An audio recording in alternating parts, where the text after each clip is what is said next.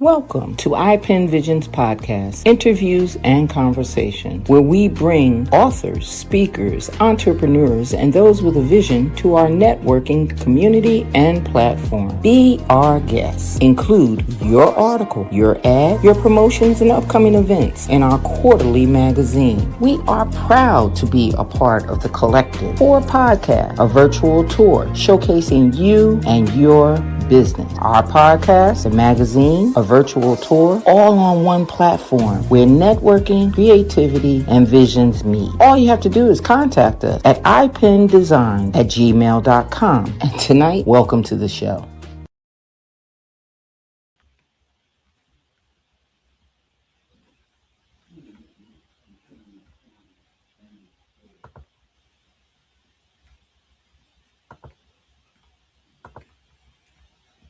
Good evening, good evening, good evening. As usual, you know me and my buttons. I'm pushing buttons and things ain't moving, and I'm wondering why. So, hey, we're back to normal.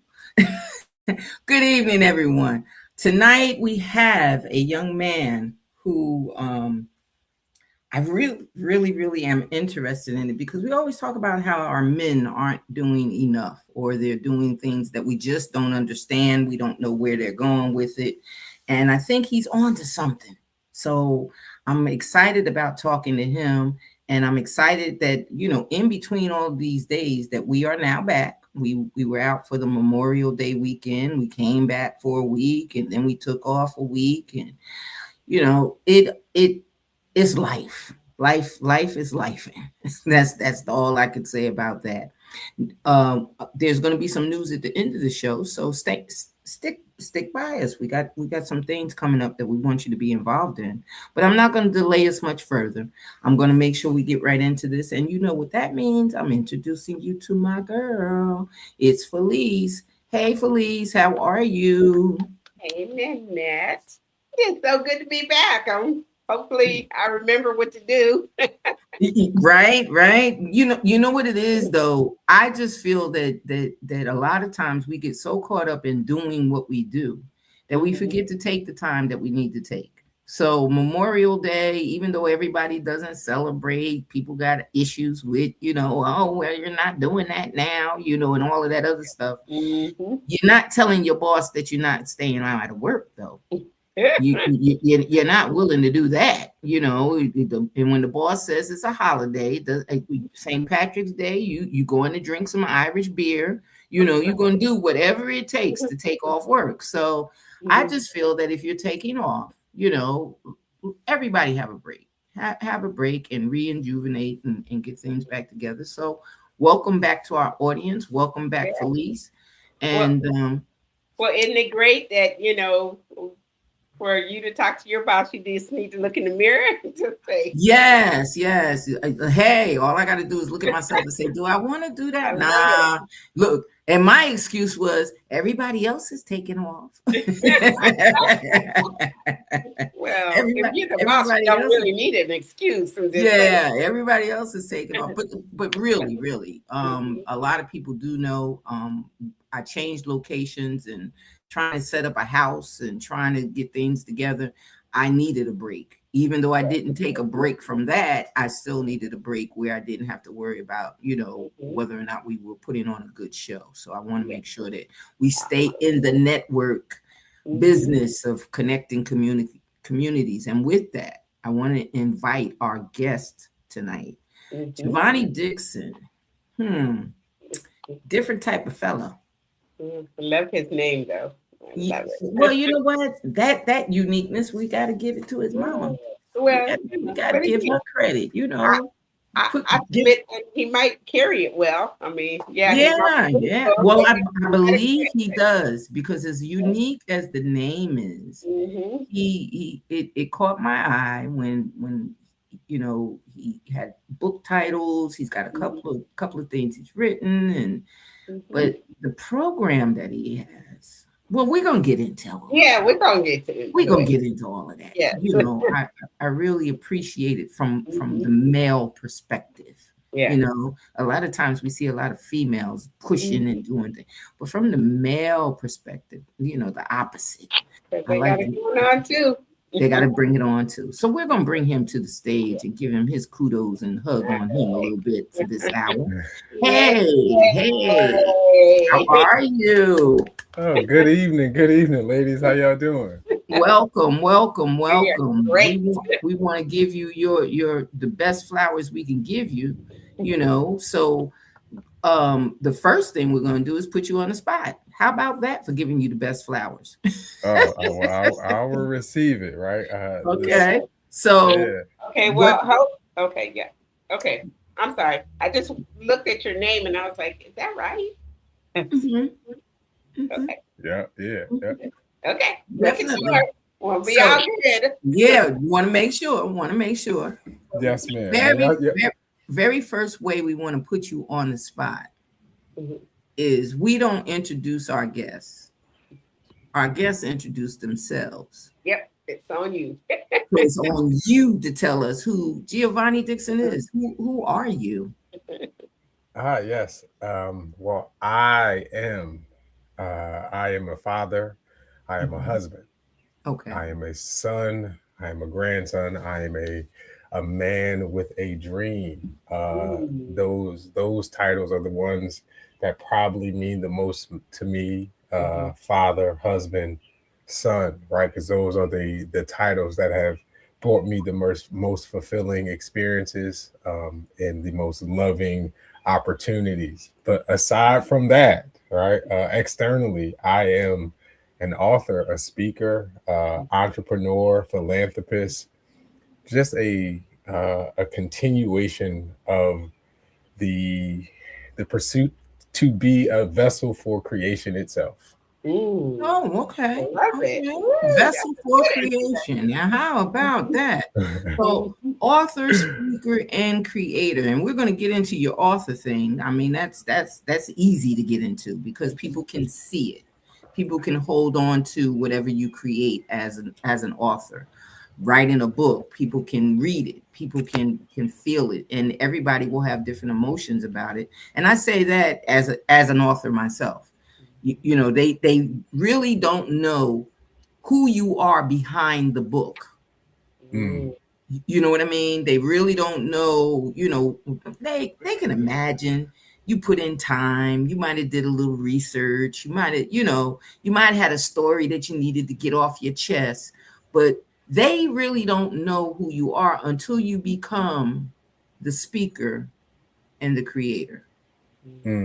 So as the speaker, what led you to add that? Because the author was within you, but the speaker is something that you put out. So I know it's got to do with being a creator, but a lot of times people don't know how to be a speaker. A lot of times people hide from being a speaker. So what made you, and you said it so proudly, I'm an author, I'm a speaker, I'm a creator, so let's delve into the speaker thing. What led you to know right off the bat that, hey, I want to speak? Oh, wow. So you asked me yesterday, well, you asked me earlier, did I get a chance to check out any of your other programs? I did. I was watching. I went. I think the most recent one I was checking it out. You guys were live, and one of the things that you were talking about was in the author perspective is the calling. So, right, like for some of us, it's a call. The whole speaking thing for me was a calling. I used to bite my shirt in middle school because I had to do presentations in front of people. The idea of talking in front of somebody else was the most frightening thing for me for a long time. It wasn't until I went through something, I had this experience of suffering that birthed this desire to save somebody else, to be of service. So it was because I was a first generation college student. So I went to college. I'm from the city of Philadelphia.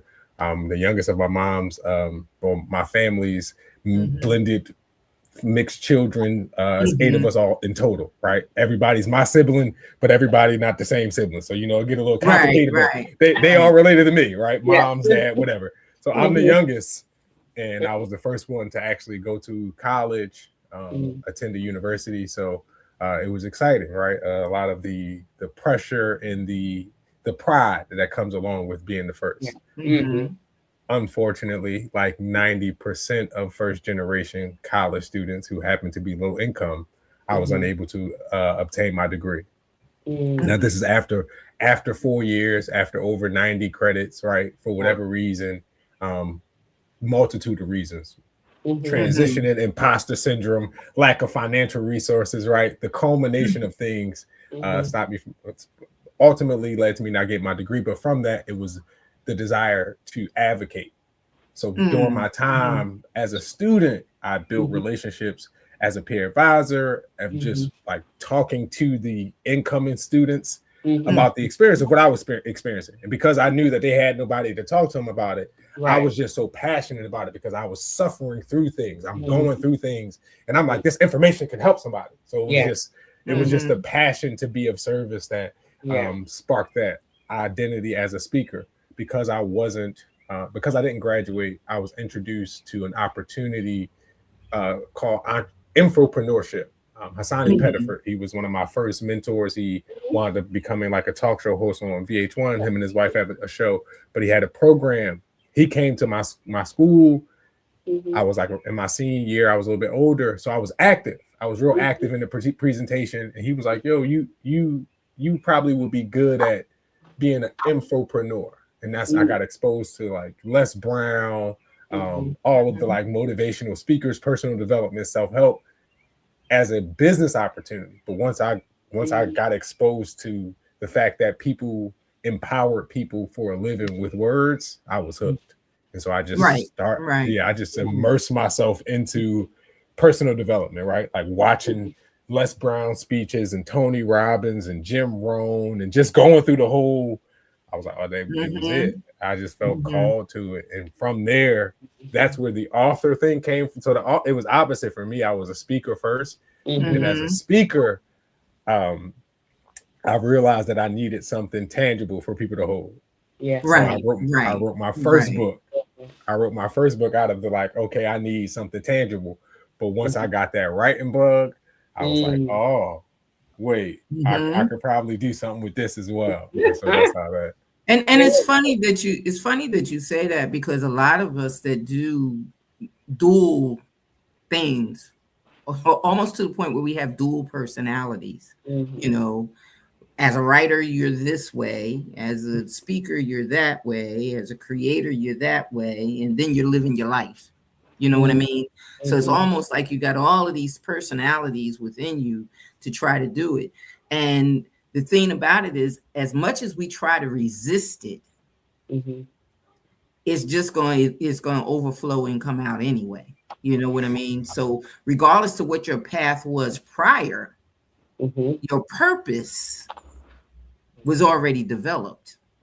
If you could take that in, you know, it's almost like I'm gonna go be a fireman and you trying to fight the fire, and every time you go to fight it, the water just drips. You know, you're not getting a full force. You know, somebody looking at you talking about next time you'll be all right. You know, just stay behind me. And you're like, I'm trying to fight this fire. And then you turn around and say to somebody, listen, it's going to be okay. Let me show you who to connect with. Let me show you what to do. Let me show you how to get over this. Let me show you, listen, emotionally, you're going to struggle. You're going to do that. And then somebody says to you, hey, you know what? You need to be on the liaison for the after the fire. You need to be there to console those that have been through the fire. Console those that don't know how to prepare for the fire. You know, I've always looked at it that way. When it's the speaking and the writing and everything, we're preparing people for whatever it is. We don't know what the fire is. We don't know what caused the fire, but we know that there's going to be a fire. There's going to be a time where you're going to face something that you just don't know. How am I going to get through this? And as a speaker, especially when you say you're a speaker and a creator, yeah, you're a fireman. Yeah, so tell me about your T-shirt though, because that's the story. You said the T-shirt. Yes. Yes. All right. So This T-shirt was a part of a reminder for myself. So almost a little bit over 2 years now. My brother passed away, Oh. and my brother passing away was probably one of the most devastating things that I experienced up until that point. Yeah. And and my brother passing away, the sense of urgency for life, the appreciation, right? I experienced death a multitude of times. I lost both my parents in less than a year and a half. It's like a couple years prior before my brother passing. So I'm used to death. I grew up in North Philly. I've been to more than 20 of my peers from growing up funerals, right? Like it's death is kind of a part of life. My brother was tragic in the sense of it made me realize that our time is really limited. Like, my friends, they were like in the streets and they stuff happens, right? My parents, they were recovering addicts. So they were very hard to their bodies for an extended period of time, and it caught up with them. With my brother, it was a random Tuesday to what apparently a healthy person, and he passed away. And so from that, I was just internally distraught. And so I went seeking. And, you seek and you will find. So I went out on a nature hike. I'm a very big nature person. And I felt like the universe was speaking to me. I was just suffering the pressures of trying to perform and do things. But my brother made me realize that our time was limited. So if you don't do what you feel called to do, if you don't act on your purpose, you might not get that time. And so the reminder that I got when I'm out on the trails was, you are the creator's most creative creation. Oh, wow. So, Yes. It was it was just like a whispering to me. It was just like you are the creator's most creative creation. You are free to create, to manifest, to build your life. The thing that makes you special in this existence is your awareness and your ability to create. So your humanness we aren't the fastest, we aren't the strongest, we are creative, and we are meant to create something. So whatever you feel called to do it. And right. Yeah, I made the shirt. Like, I couldn't put the "You are the creator's most creative creation," so I put creator, creation, and creative. Okay. Was just a reminder. So now you're going to package 2 of those shirts. Right. Yes, I am. Y'all give me y'all sizes, and yes, definitely, yes, definitely, because I will wear that proudly. Yes. I will wear that and let them know, hey, listen, this is phenomenal thoughts right here. It makes you think when you say that, regardless to what you believe, what your faith is, who you hold higher than high. Oh my gosh, that's a beautiful. I love it. Yeah, that's beautiful. That's all beautiful. Right. So Gio, I am quoting you, but I wrote that down. You are the creator's most creative creation. I love it. I love it. You are. Gotta be. I don't normally write stuff, but yeah. So that's awesome. I could only imagine that is a part of the "You Are the Creator" movement. Yes. So that was the foundation. Was the awakening of that inner creative identity within me, and so from that came the freedom to create, to express, to do things, to uncover all of the things that I felt called to do, to embrace that identity within. And from that, the "You are the creator's most creative creation" came "You are the creator." So my brother, that was in 2024, my brother passed away. So it was a couple months afterwards, after he passed, I went out, I'm on the trails, I had the awakening of "You are the creator's most creative creation." And at that time, I'm still in life. Life goes back to normal. If you experience death as an adult, you know that like it is the most unhumanitarian thing. Literally, the hospital, the moment somebody passes away, it's like, well, what you gonna do with their body? Right. And where y'all how y'all gonna pay for this? And so there's no stopping of life. And I'm back in life. I'm still at work, but I'm having this awakening. And so I'm, begin just putting out content and doing different things. And I'm feeling this call, this just inner awakening. And then about a year later, it was in July of 2025. I feel like I got this download. Like, and I know people be talking about the spiritual stuff, but I truly felt like the source of existence spoke to me. So the divine feminine, the aspect of the divine essence that is often unseen and often talked about. I felt like she gave me a message to pass to her children to free them. And I developed the axioms of existence, which are so simultaneously in July, like last year, I published a scientific theory from this download, which led to the book. The theory was I started seeing space totally different. So I tell the axioms of existence to describe the book. And the axioms of existence are self-evident statements that I feel like prove that you as I am are the creator. And the axioms go like this. So existence itself is binary. It's either something exists or it doesn't exist. Right. Right. For anything to exist, it needs some type of space to exist within, some type of container or field, right? Right. Within anything that exists is the potential and possibility that thing could become aware of its own existence. Right? That's including space. So space must exist for anything to exist. And inside of space is the potential and possibility to become aware of its own existence. If a singular possibility of existence had the potential impossibility to become aware of its own existence, it would be through self-reflection. It would be, am I? So am I would go on to be realized as I am. It would manifest into a physical reality as I am that. It would become conscious and aware of itself as I am that I am. And it would infinitely expand as I am I. And so the divine feminine, the source of creation, is the MI to the I am that you've heard in all of the spiritual books that you hear. Right. So I and the Father are one.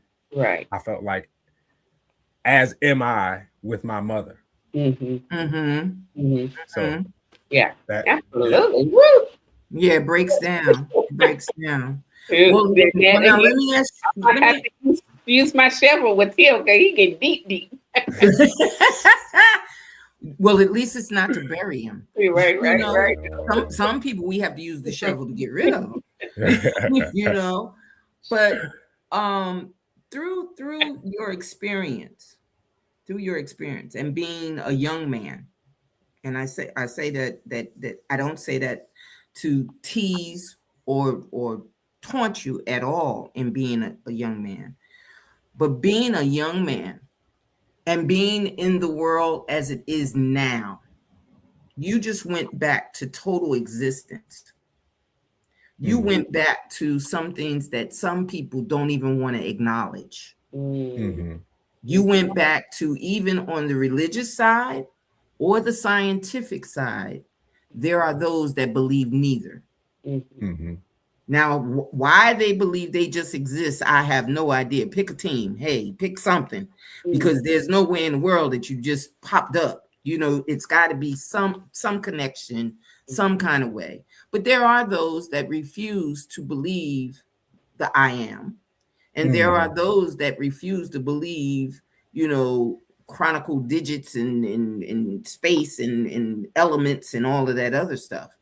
So in your era, because you are younger than myself, okay, you're probably the same age as my son, if not younger than him. But the thing about it is, it's getting more difficult to explain it to those who are now into whatever they see is more important than what they don't see. Whereas a person like myself, Felice, and yourself, because you just said it, it's not about that awareness of what you can see or touch. It's knowing that it's there. Knowing that it's got to be there. It has to be. But they don't believe in that. So how does your framework that transforms them into who we should become, our purpose, how does that work cause you to have the difficulties or yeah, you could write it, you could put it in a book, but you're not sure that you're transforming someone just because they read it. Yes. So that's where the implementation of it. So I think with the framework, what it offers is the explanation of the process of becoming. So when I'm telling the story of space and I'm saying, I am that, I am, I'm talking about something else. Like I'm talking about something outside from you. When I'm saying that for you, right, what that means is the ability to self-reflect, self-identify, self-express, and self-fulfill towards that what you want to accomplish. And inside of the frameworks inside the book it's more so in alignment with taking what you love and turning it into what you do. So there's a manifestation of desire, right? You cannot force people to do what they don't want to do or what they're unaware of doing. Right? So the only way to get people to take action is to utilize the fact that people only do what they want to do. Right. Well, you know what? That's funny that you bring that up. There was a the TikTok things and all of that that's on Facebook. And there was a little boy. I think he was maybe 2, and him and his father, he's got a basketball in his hand, and he, his father is like sitting there in anticipation, waiting to see if he'll put the ball in the basket, and obviously he's seen it done.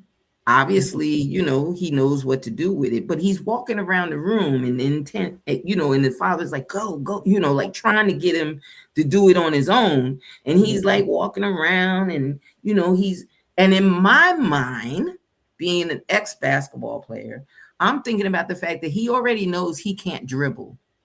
He already knows that that's a difficult task. So he's walking around with the ball and he's doing this with the ball and and nobody's guarding him. He's just walking around like this. And the wife, the father is already YouTube, got the wife synced in and everything else. And he's got the camera rolling and the wife is like, is he going to dunk? Is he going to dunk it? Well, of course, the basket is as tall as him. So, of course, he can dunk it. But he's going through the motions and finally he dunks it. And when the father says, good job, he just walks off. He didn't turn around to get the applause. Nothing. He just it was that all along, So a lot of times, like you said, we do what we desire. We really hone into what fits us. So in what fits us is comfortable. But you talk about transformation. Yes. And transformation is not always comfortable. So that's the part that, like, the transformation part is, I think I try to justify it. So if transformation is just that process of becoming, okay. So there's being. So being is comfortable because it's an identity that you have worked so hard to embody. Becoming is uncomfortable because it's the shedding of the last identity that you worked so hard to acquire, and it's the unfolding of a new identity that you have yet to experience. So it's uncomfortable. I heard a quote. I give my cousin the credit for this quote. She said she got it from a little girl, but the quote was and is, there is no growth in the comfort zone, and there is no comfort in the growth zone. So you're always in the process of being or becoming. If you are being that which you already know that you are growing. That's right. The suffering, it's to make the suffering and the separation. So the one thing that I tell the story of space going through that same process. So I said the MI becomes I am, right? How does MI become I am? It is activated at the brink of existence. So at the brink of its existence, from a lack of expression and a lack of awareness, the M and the I is activated because of the first axiom, because existence itself is binary. Non-existence doesn't exist. That's why energy can neither be created nor destroyed. That's why identities that you pursue, that you think about, never leave you. They just keep recurring because the energy can neither be created nor destroyed. It's at the brink of that identity that you know that you truly are, that is activated. From that brink, the MI, it spirals up and becomes more thought. It becomes, can I be? What would it be like to be? To how would it feel to be? On the third question, there's a separation between the how would it feel, which is the am, which becomes the magnetism, or the heart, the upward driving motion. The I is taken to the north. That becomes the thinking self, electricity, the downward driving motion. But to manifest light, they both must go on the journey. Right. Thought must go on the journey from I think to I know to I must. Right. Right. Desire must go from I want, I will to I must. Right. And then they meet. Right. Think about the journey of identity. When you first become aware of something, you say, I think I want to. The more you get information about it, you say, I know I will one day. And then when you finally ready, you say, I must be that version of me. No matter what. So when so it's that process, that suffering of is whatever you are experiencing when you are going without is just the thought and the desire becoming refined to become definite. So all of the physical world is manifested through definiteness. Definite possibility plus definite desire equals definite manifestation. This book is a representation of that. It was an idea inside my mind. If I don't execute with definiteness and the possibility that I can write it, and with definiteness in my desire to be the version of me that gets it done, it doesn't happen. But because I was definite, it manifests.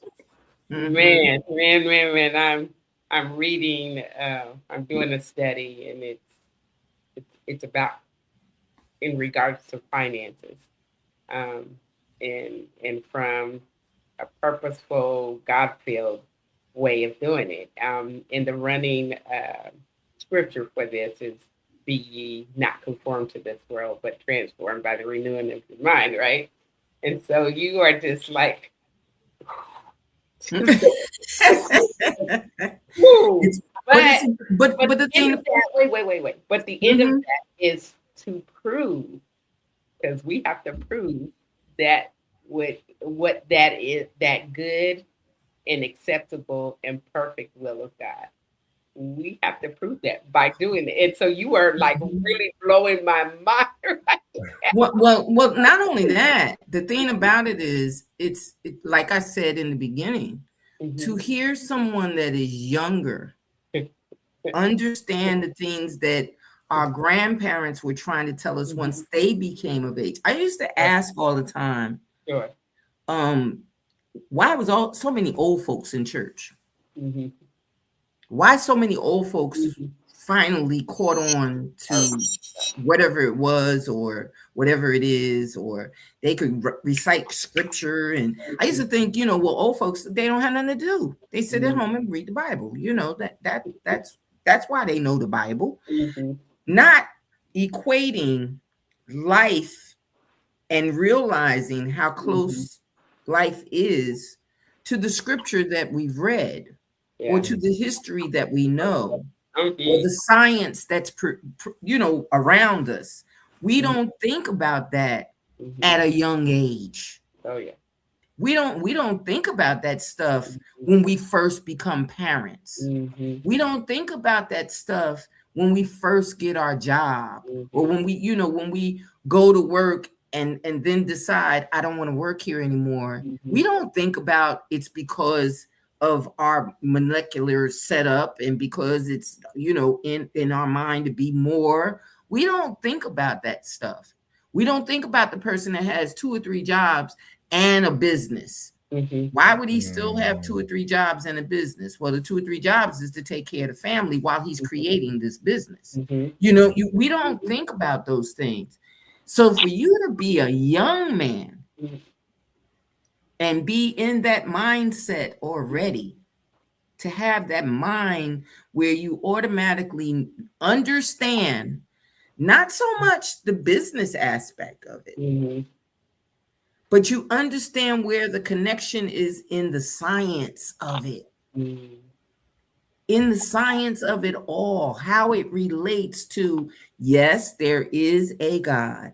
And the only way that I used to tell people all the time is, when you stop calling your mama, you'll call God. When you stop saying mama, mama, mama, mama, mama, the next thing you're gonna yell is, oh God. So the belief is within us, but we don't always try to make that manifestation come through. And I think that that's a part of our mindset. So I'm not going to ask you about how you blow somebody's mindset, because you've done it to us already. I'm not going to ask you that. But I'm going to ask you, in what you've done, in your work, in your framework, the mindset is the first thing that you have to redirect.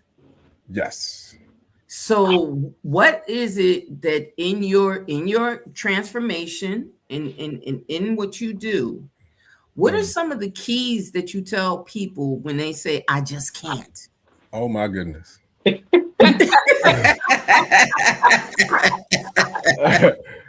and I say that to you because I've worked with youth, I've worked with adults, I've worked with people that had top professions, I've worked with people that have low professions. But the biggest problem I've ever had in trying to get their mindset to be open, just open. Never mind, I'm trying to lead you in any direction. Just open your mind to the possibility. And they say, I can't. Yes. So much of it is based in mindset. And when I say mindset change my life, I mean it. Like if there's one, it seems so simple. The mind is the field space for all things. So all things are thought in their essence. All things begin as that. And you, as the conduit for thought, give meaning, give form to the thought. So when you say I can't, you are literally defining what's possible for you by definition. But the thing that I think that has been transformative to me was the 3-step process that I came up with uncovering mindset. So I was introduced to mindset randomly through an article online, and then I got introduced to Carol Dweck and her work on fixed and growth mindset. And the difference between the two, and I was instantly called out because I had been living with the fixed mindset. So because I was like, I was bright, because I was like quote unquote smart, I was like, oh, everything is supposed to be easy. If it has any of the challenges in it, it's dumb, this stupid, whatever. The moment that I started to be honest about my fears, right? It was the fixed mindset is all about looking smart. It's all about appearing intelligent. The moment that I started being honest about what am I afraid of? What am I afraid of? So the 3-step method for mindset is identify your fears. Why fear first? Because fear is the feeling that makes you think about everything you don't have and why you can't do it instead of what you do have and why you can't. So if the liberation is to become aware of your fear, to identify your fears, to choose, to commit to growth. The choice is only in growth. It's not in that fear is going to go away. It's that you're going to start choosing to be brave. Like you're going to start choosing to be courageous. And then the last part of it is act. There's an action of identity.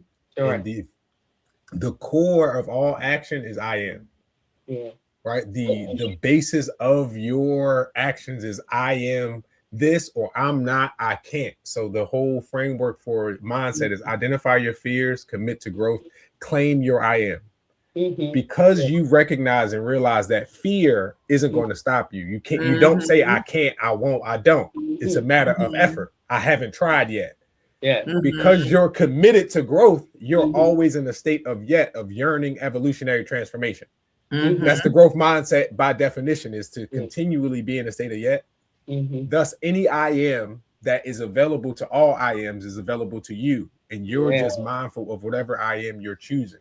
And so whenever you feel fear, you confront it. Unless it's related to danger, fear is pointless. Right? Like unless it's a life or death situation, the fear that you feel isn't helping you in any regard. So identify your fears, commit to growth, claim your I am. And I have to interject in that because as a cancer patient, the fear always had that fear.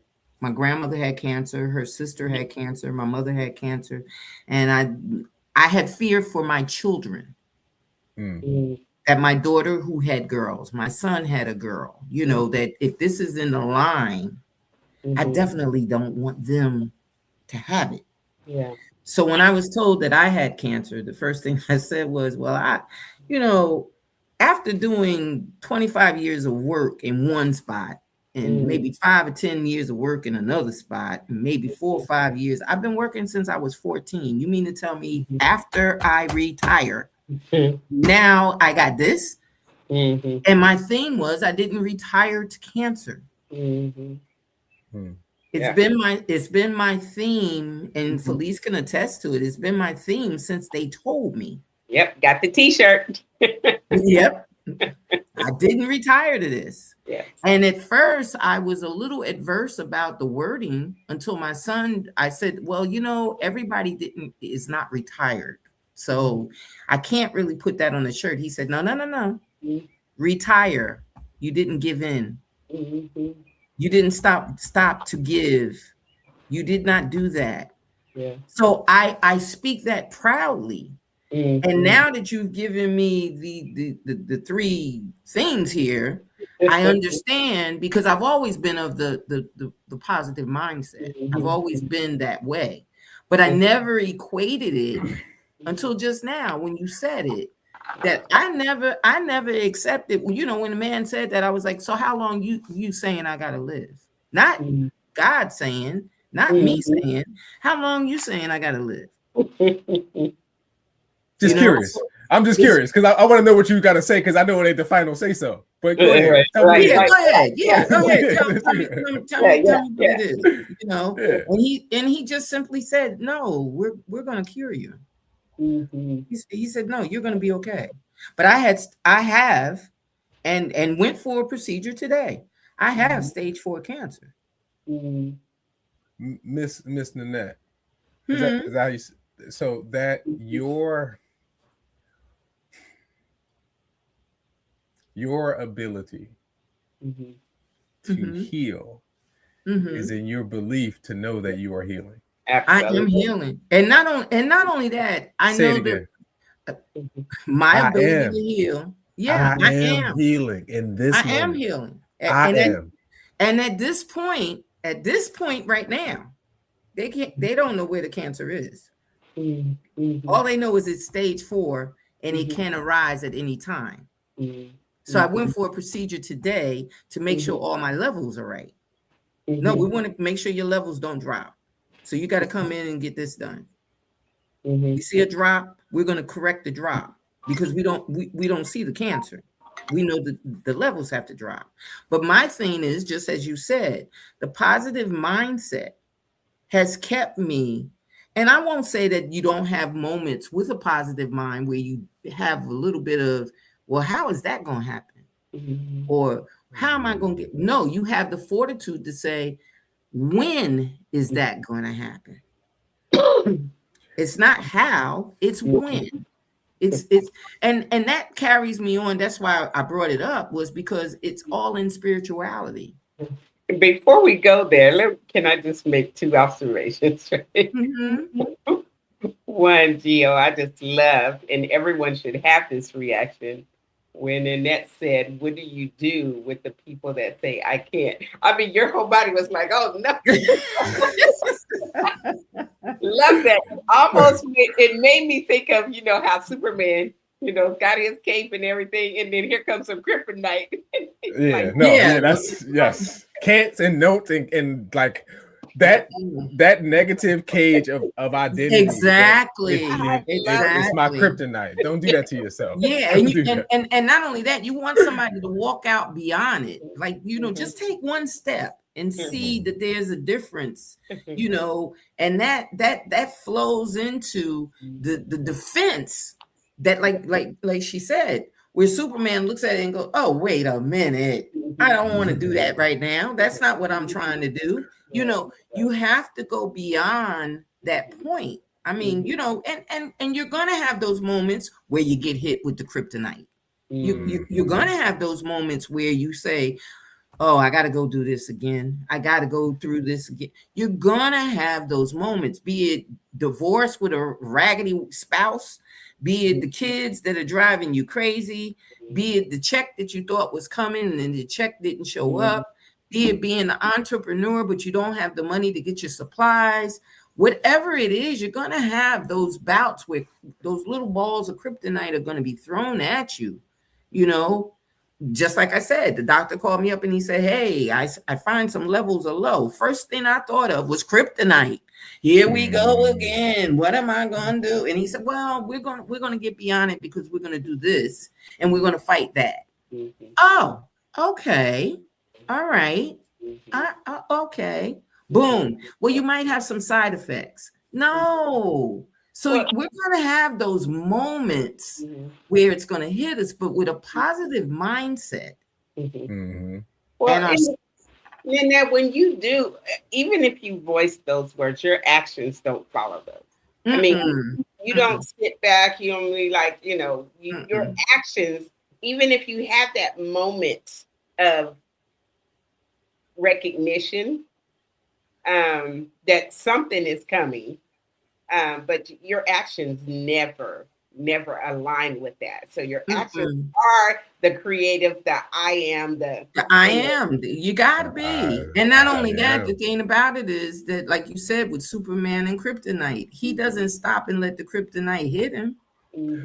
Well, if he can avoid it, he finds a way around, those fears. Those, we all have them. We find our way around. How do I get around that? Well, I make a phone call. "Hey, Felice, how you doing?" And you perk me up. That in itself may take all of that out of the mind. Take me on another plane. I don't have to worry about that. And that, I think, is part of the spirituality. Regardless of if we believe or we don't believe, we have to know that there's something that's holding this all together. It ain't us. It sure ain't us. There's a spirit somewhere that's dealing with all of this and giving you the leeway to say I am, the leeway to say I can. I found a reverence for my relationship with my creator and finding appreciation for space. So I've known my entire existence that there was a source of existence that not only existed outside and above me, but it existed inside and within me. In every essence of the word, but it wasn't just in me, it was in everything, in everyone. When I read that I am the Alpha and the Omega, I read that my God is the God of everything. And as a formless, as a infinite, vast source of existence to me. Mm-hmm. Space is that source of existence. Now we live in an electromagnetic universe. Part of my scientific part of my scientific acumen, I went to school for chemistry, so I'm technically a scientist by trade, right? So like there's a there's a technicality of like if I do talk somewhat technical from a scientific standpoint, it's because I did study chemistry, but I also went to a Catholic college. So the bridge between the religion and the science is that spirituality. Yeah. All of existence is an electromagnetic field being expressed into a specific state of being. So literally all of reality is taking form based on your intention, observation, and expectation. Right. Yeah. Right. So your influence, your essence, your internal identity is what's forming all of life. It is that breath. Yeah. Yeah. Yeah. You just put into a very succinct word or phrase of what I was going to ask you or make a statement about, because Burnett alluded to, your youthfulness. But really, it doesn't matter the age that you are. It matters for the experiences that you have that shape and form and influence the mindset and to allow you to become who you are and probably who you were purposed to be instead of and like you're saying, Felice, that's why we as parents always want to lead our children to have a healthy life. We want them to have a clean living. We want them to have a good education. We want because the influence that they get contributes to their growth. Right. Whether they're stunted or not depends on how's their experience. Even if they have a physical disability, we want them to have the best of whatever they can make use of because they have a disability. Well, we want them to experience the best. But we know that that like seeds are planted in the dirt, so there's got to be some dirt in their life, because again, it's got to be, because then you will not mature. You won't grow. We look at all of this, and it literally. I guess we could take compost, but it literally takes manure to grow. Both. I follow this one lady, and she's a Black farmer, and she has developed this alpaca, manure that really accelerates the growth of plants and the health of plants and stuff like that. But it's literally, it's literally manure. The waste is necessary to produce. Well, the thing about it is you grow from the negativity in your life. Most people when you find them growing and having that mindset that Gio is talking about, in order for them to have that mindset, they've been through the manure. They're trying to make sure that they don't go back there and fall in and they don't touch it anymore. So even if they grow and they have to maneuver negatively to get out of it, once they're out and they have that positive mindset, that growth mindset, you ain't gonna be able to get them to pick up a glove to pick up manure at all, because they're not going back to it, But if you get somebody who gets out a little bit and sees that, hey, wait a minute, I can maneuver this way and come back and just sit here and don't do anything, or I can do that. They keep going back and forth because of the simple fact that their fear is growth. And there are people that fear the fact that they can get better. There's people that fear that, if I get better, that means my family won't come and visit me. If I get better, people ain't going to call me up and ask me how I feel. Yeah. There Yeah. are people that feel that they have to depend on others to make them feel better. Like you said, you have to address your fear. What's your fear? What are you Yeah. scared of? But that's a personal thing. All of that is personal. You have to go through that yourself, you know. We often stay away from things that we have to do by ourselves. So yes, so much of it is our expression. So uh, you said about the womb, about the seed. I'm sorry, you talked about seed. Every single person is a seed. Yeah. Every single person is an MI Yeah. waiting to be formed into an I am. Right, but when Mhm. you're in your mother's womb, Yeah. you are an identity waiting to be formed. But every single seed of MI is one I am waiting to be expressed. Yeah. So your I am was going to be your I am even when it was MI, but it was just unformed. Yes. It was unaware. It was unexpressed. And Yeah. so that growth in darkness is the same process that the source of existence goes through. So in the book, I tell the story about the story of space and how it tries to manifest being. And at first it tries to be only sound. Right. But it can't maintain it. And then it tries to be only light. And then it flickers. It wasn't until space as the first thing of existence recognized and realized that it was the space of all existence, that it was everything in all things at once, that where it manifested. That's why the Big Bang was so big, because it was everything. When it finally stopped compromising or shrinking itself or settling, when it finally stopped externalizing. So as the first thing that has to exist for anything to exist, space went through the suffering of becoming alone. And like you, it looked for something outside of it to come to aid its existence, but nothing ever came. Yeah. We are the proof of existence inside of existence. So space is the potential for existence is space is the potential for existence. Existence is the potential for awareness. Awareness is the potential for consciousness. Consciousness is the potential for creation. Creation is the proof of existence. You and everything you do as a creator is the proof of existence. You are the living embodiment, the identity of space, confirming its own existence inside of space.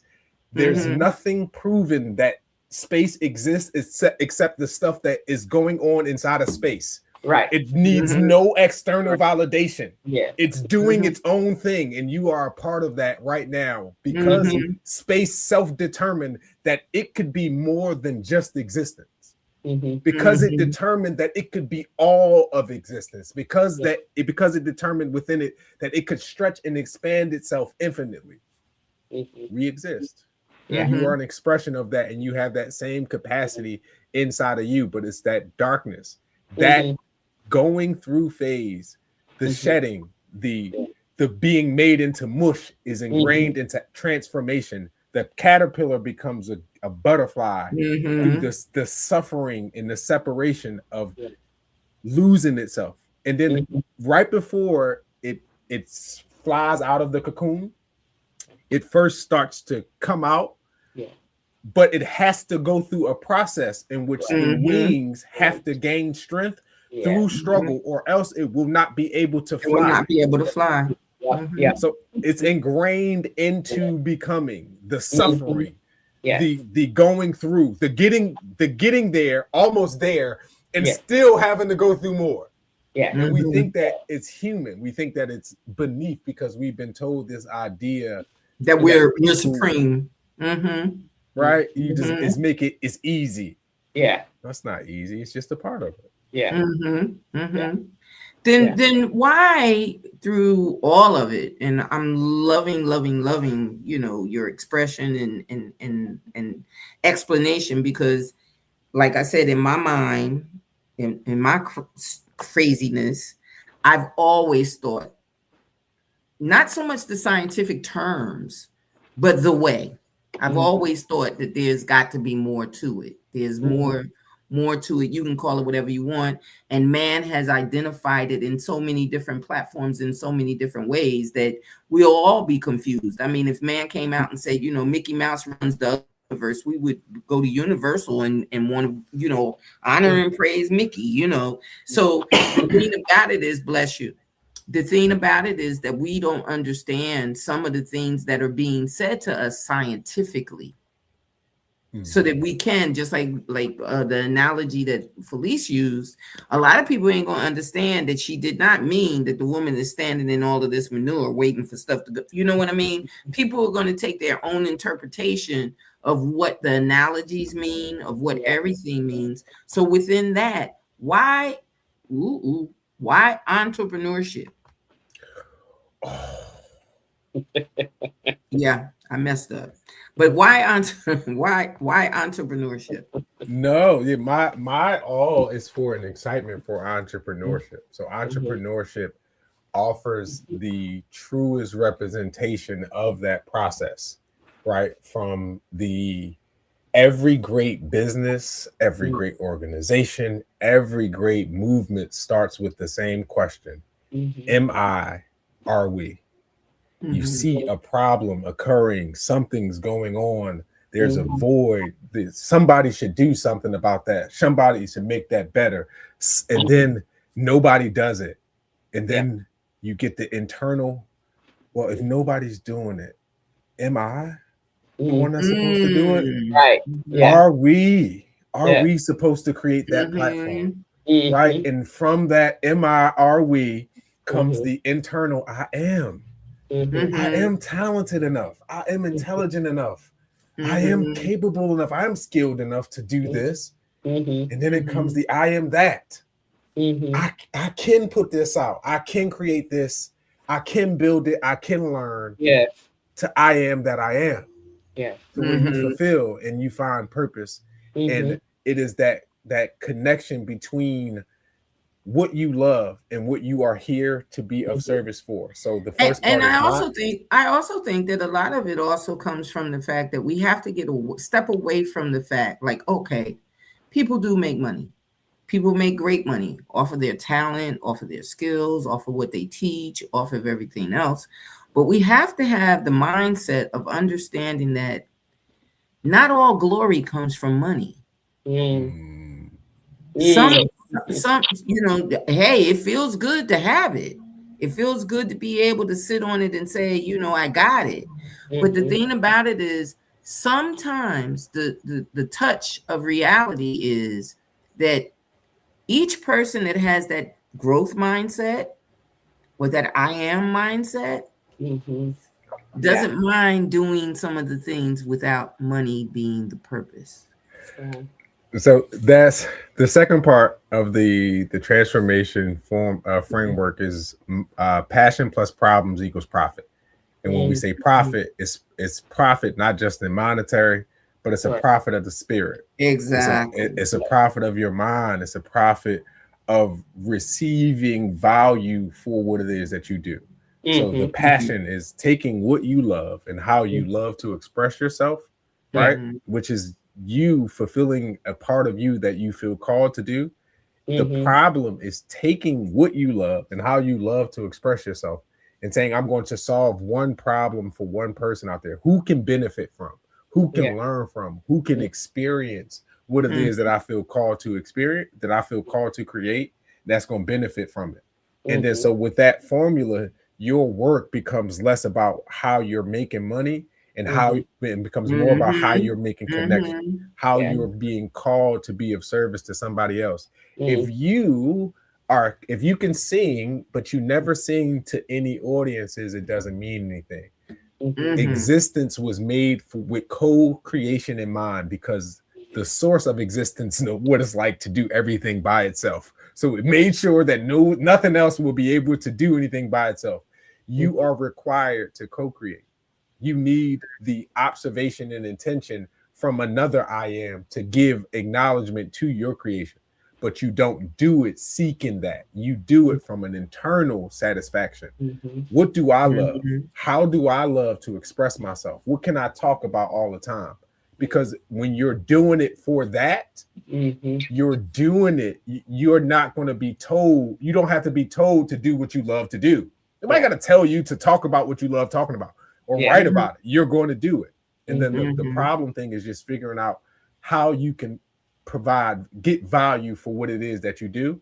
Sure. And that's all about solving problems. So often we'll be doing things and we'll do them because we like to do them. But then when we want to put it out for other people, we forget to consider how they want to experience it. Right. So if you're going to create purely for you and you don't want to put it out, do it the way you want to do it. Right. If you want to put it out and make people's lives better, solve a problem, and they will provide some type of profit. And profit comes in the most form of attention. The quote that I've been running with lately is your attention is the most valuable currency that you have. Your perspective is your most valuable asset.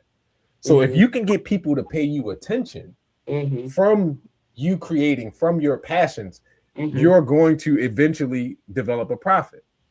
Profit of people will give you free things or exchange things. The profit is going to be greater than what you can predict when you are living from that place of passion. So that's what that is about. And that's what the entrepreneurship is that each individual is called to be sovereign and free in their creative expression. The way that the world is, the being a slave to the systematic oppression isn't what our divine birthright is. You were given talents, gifts, and abilities to make impact. And everything that you've ever been through, everything that you ever suffered through, we was talking about that, all of that, the reason you went through that is so that you could tell a story, right? You could share it so that nobody else goes through it. So that somebody learns and because you become an advocate for. If you can find a way to write your victim story into a story of victory, you show other people how to do the same thing for themselves. Yeah.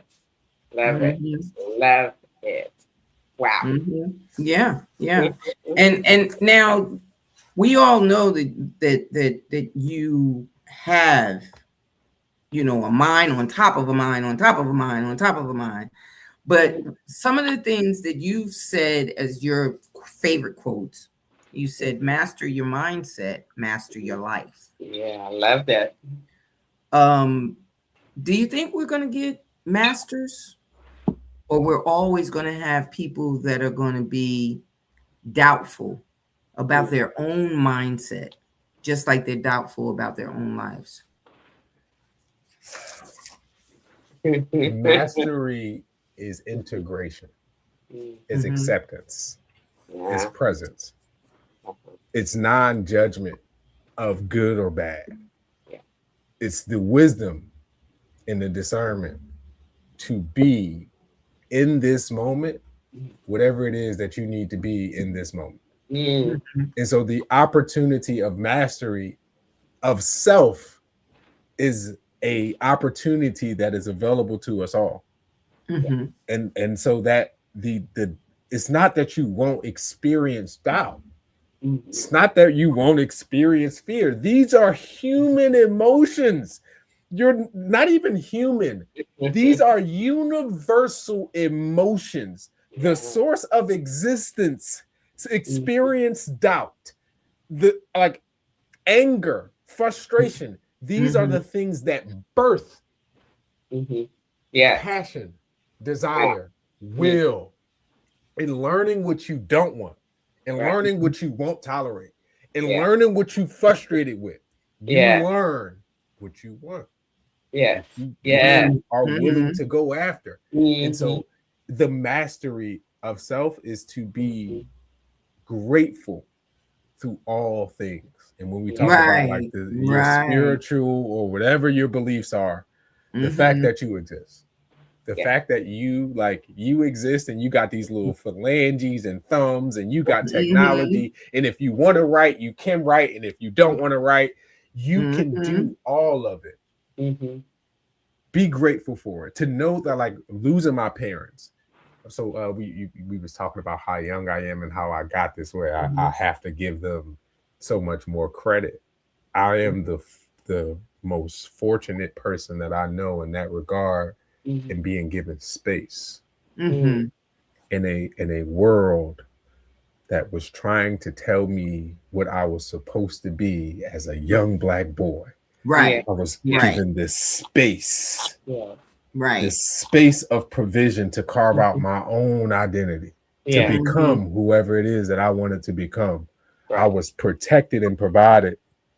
And of course, I give credit to my mother, who was my first space on this Mm-hmm. earth, who through her Yeah. womb, through her actual body, risking her life to give me mine, Mm-hmm. provided space. And then through her and my father and my family, they provided a space inside my home that Yeah. was that space. But then I grew up in the community, 12th and Cambria, Miss Rose Mm-hmm. and the Ragsdales and Miss Mm-hmm. Mill and the Mm-hmm. Martins and the Williams and everybody else in the Right. neighborhood that Yeah. had Right. space Right. where like I was provided to become whatever it is that I wanted. I could Mm-hmm. dream, I can Yeah. imagine, I could Mm-hmm. ponder something Yeah. outside of myself. And for that, I'm extremely grateful. Right. Yes. Yes. Right. Right. As you should be. As you should be. And that, I believe, is my fear.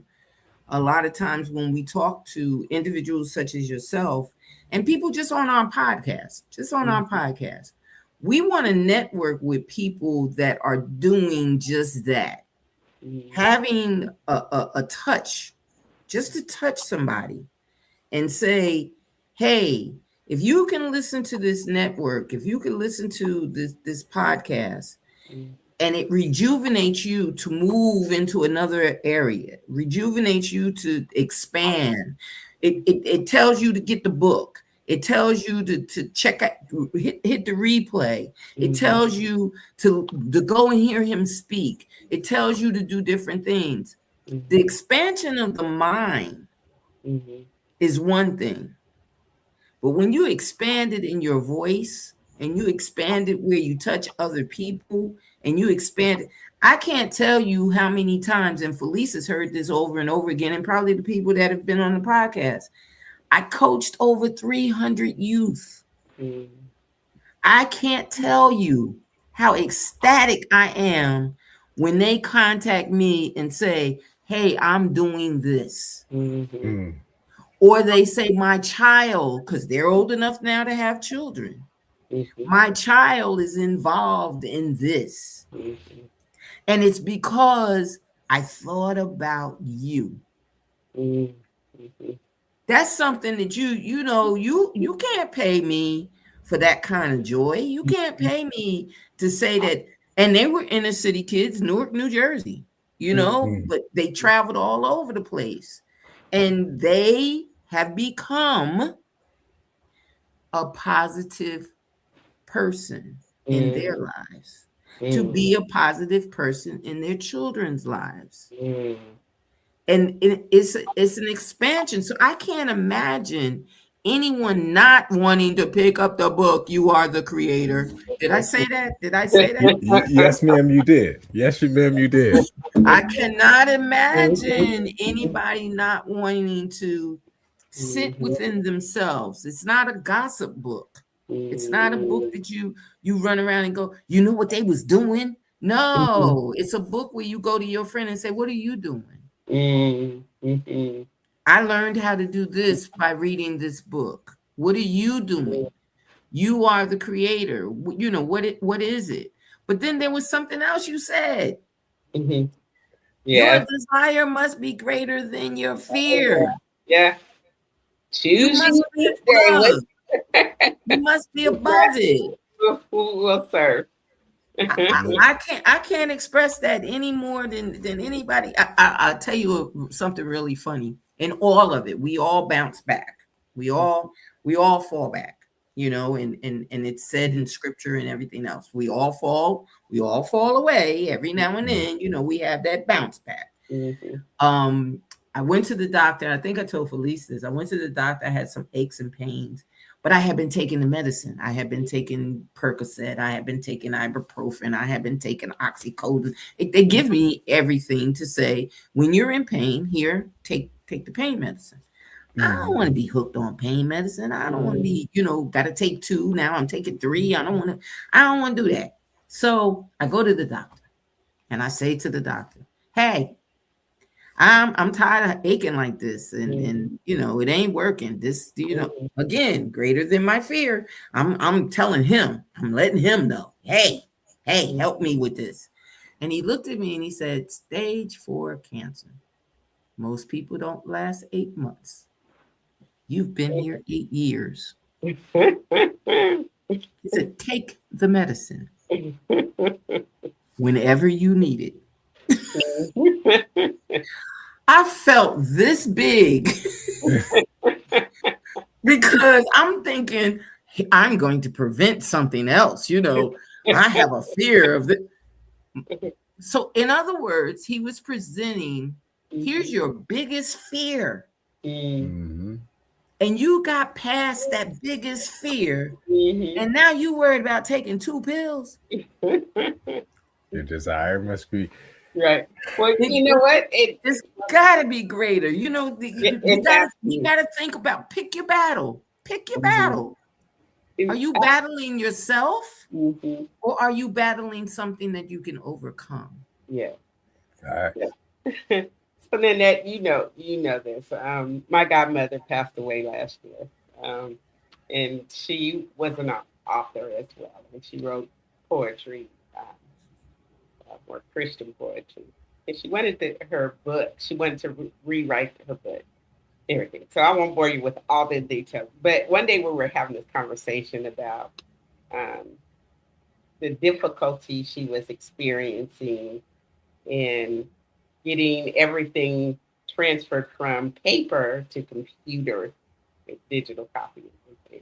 And so it was just a struggle with her, and she was well into her 80s at this time. Mm. Yeah, well into her 80s.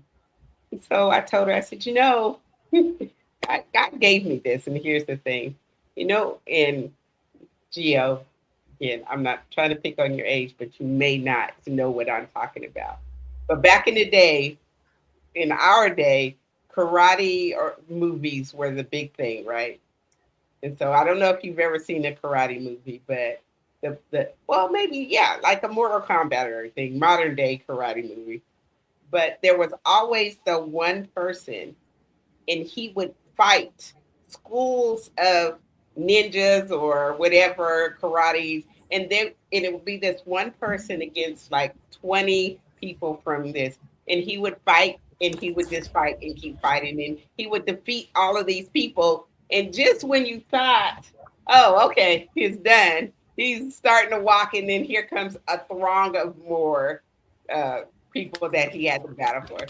And so it just dawned on me. I was like, that person, even though he was an expert martial artist, his desire was to live.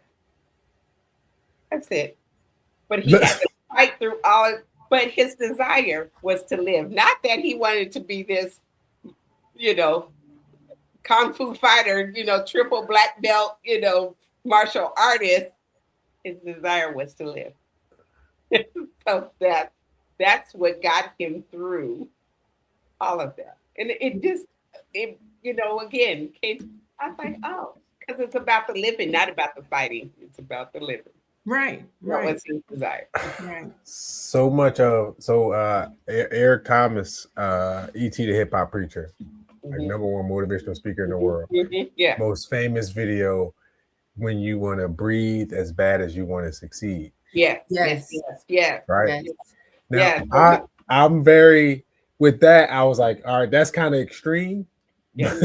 You're But right. the essence of it Yes. is that It's that. when the only thing that matters to you Yes. is Mm-hmm. breath, Right. Mm-hmm. like your desire, Yes. like at that moment, you Right. wanted nothing more Yes. Because than that's to breathing. breathe. You Yeah. would Mm-hmm. do anything it takes Yeah. to To get do that that breath. To Yeah. get that because breath. your desire, Yeah. Mm-hmm. right, Right. for to continue your identity. Yes. Yeah. Mm-hmm. So Yeah. you want to continue Yeah. who you are. That's You right. want to continue That's right. being the I Yeah. am that you have manifested in Absolutely. Mm-hmm. that moment. And so that embodiment Mm-hmm. of knowing who and what I am during the transitional things. When you encounter fear, Mm-hmm. It's just the way to look at it. Yeah, you got to remember what I'm going after more, or do I want it, or am I going to allow this fear of what might happen stop me? And so much fear. Fear is a precautionary measure that has implications of your physical reality. We are more non-physical beings. Yeah. The reality of it is most of the fear that you experience isn't relevant. Yeah. Like fear is for life or death situations. The only time when your adrenaline pumping like that, your heart racing, you being all alert and all of that is in life or death situations. Posting a video, publishing something, creating something, reaching out to somebody, asking for help. Right. You shouldn't feel like you that. Shouldn't feel like that. That's right. Not feel like that. And so that's right. If you can start and to you are aware so of that. right that there are so many times, there are so many things that go on that you say you're scared of, when really the situation could be that whatever it is could fear you more. Oh yeah. You know what I mean? You could be confronted with something and they're more scared of you than you are of them. And you're standing there debating whether or not you're going to win or lose, not realizing you already won. Say it again. Like, don't even cause no serious it's such a mental thing. Won. You go into it into defeat. When you're thinking about fear, you're going into whatever you're experiencing. Whatever you're confronted with, you're already at a loss because you've given in to something you have no knowledge what you're even going to experience. And you have to know you. That's another thing about your purpose. You have to know you. If it's uncomfortable for you, and if you keep procrastinating that you can't do it and you can't, maybe you're not in it for you.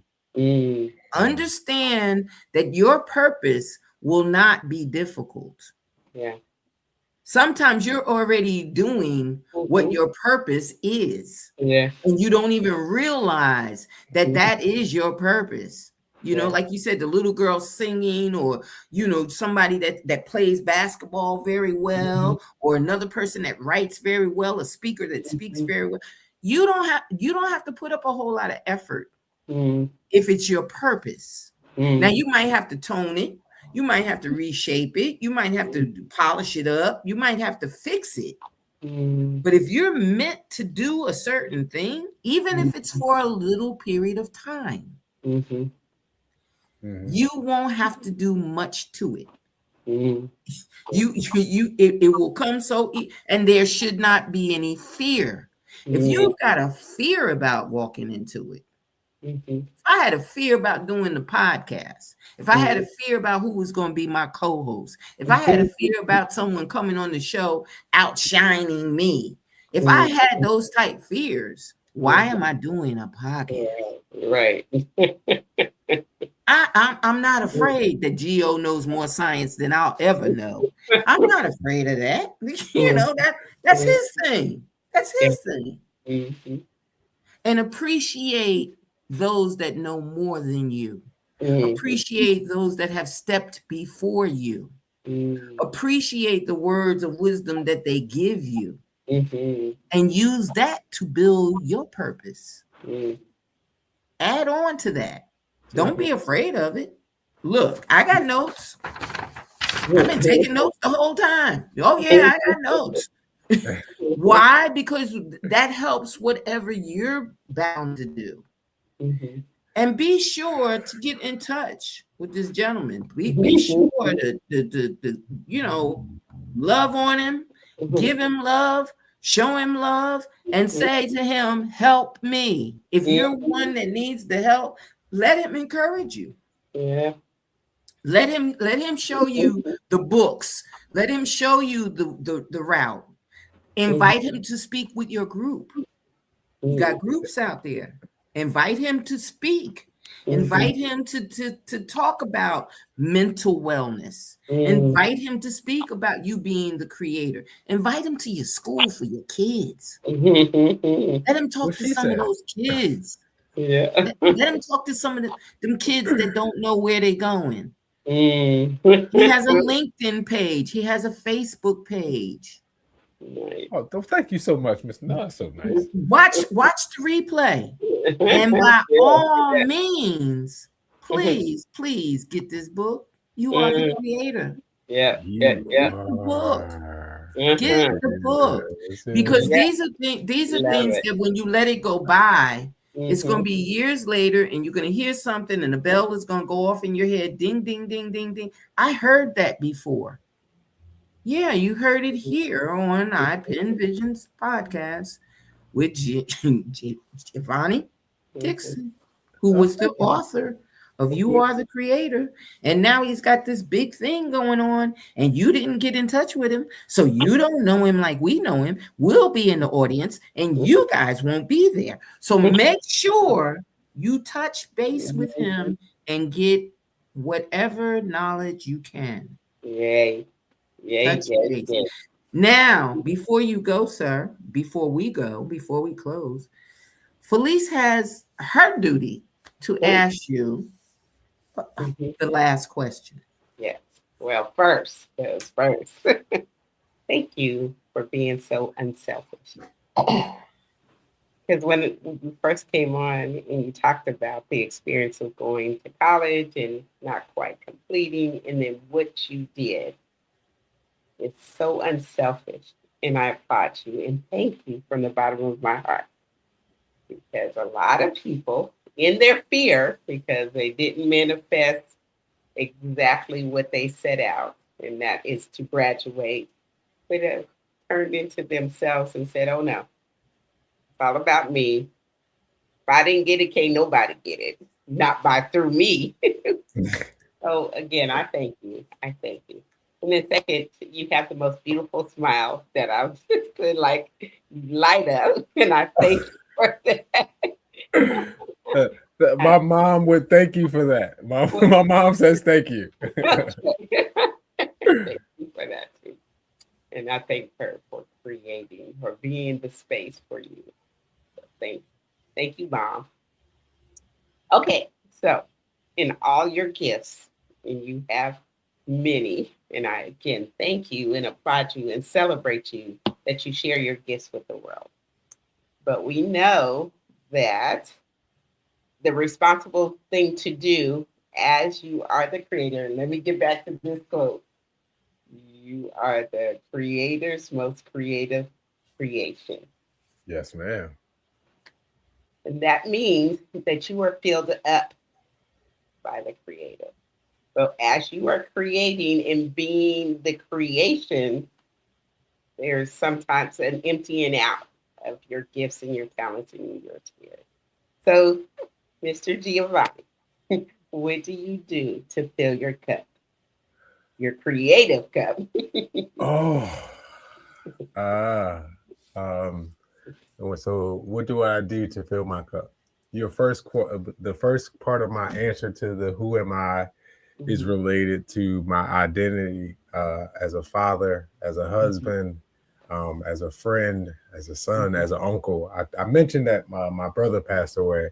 My brother has a daughter who is my little homie now. So I kind of was taking on the task of just making sure that my niece gets the representation of that masculine expression of her paternal lineage. So family, friends, relationships, but also I'm big into nature. So my biggest thing is I hike. I'm not too far from the Wissahickon trails. For me to reset, I go back out to nature and I tap into the most authentic frequency there is. And I'm a kid. I was just telling. I just came from a bike ride right before I got on today. So as long as if I can get outside, if I can marvel at nature, and I'm one of the people I will stop and stare and just look up in the sky and twirl around and just be in awe of life. So that. Like, Mm. love it. Love it, love it, love it, love it. So again, I want to thank you, but I want to, also encourage our audience. This is not something that happens all the time. Connectors don't always connect. But I think that you should be behooved to connect with this young man, because we all need an avenue to realize that we sometimes are unbalanced. We sometimes can't, as you guys well know, I always talk about that chair with the 4 legs. And we have to have that each leg as a representation of what we need. But when you sit in it, you have to realize who you are. And as he has indicated here, you are the creator. So I want you guys to look out for him, because he's going to be doing bigger and better things. I know it. I feel it. And just as he does bigger and better things, you best believe iPen is going to be right there with him. Yes, ma'am. So with that, I want to say good night to everyone. Everyone have a good evening. You guys stand by. We thank you for being in our audience. If you did not watch us live, make sure you tell a friend to watch the replay, because that's on YouTube, and we appreciate it. Or my website, www.nanetteMbuchanan.com. Thank you so much. Have a good evening. Good night, everyone. Thank you. Good night.